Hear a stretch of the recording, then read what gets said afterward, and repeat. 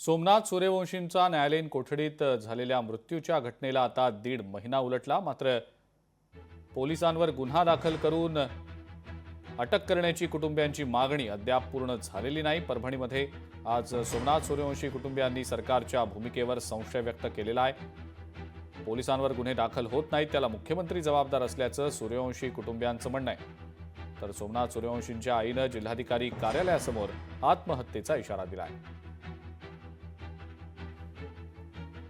माझी मुख्यमंत्री साहेबांनी एवढीच विनंती आहे की तुमच्याकडे आमचे सर्व पुरावे आहेत, मेडिकल रिपोर्ट्स आहेत, साक्षीदार आहेत, जे काही पोलीस स्टेशनमध्ये अटक होते, फ्रॅक्चर झालेले लोक आहेत, एवढे पुरावे असताना तुम्ही खोटं कसं काय बोलताय? तुम्ही FIRची नोंद का करत नाही? तुम्ही लवकरात लवकर FIRची सर्वप्रथम नोंद केली पाहिजे आणि जे काही पोलीस अधिकारी असतील त्यांच्यावरती गुन्हे नोंद केले पाहिजे। त्यांना वधाचा गुन्हा दाखल करून त्यांना फाशीची शिक्षा झाली पाहिजे, एवढीच माझी मुख्यमंत्र्यांना विनंती आहे।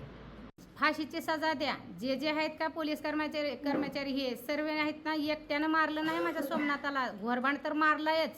सर्व पोलीस सोमनाथाला मारल्यात, सोमनाथाला मारून मर्डर केल्यात।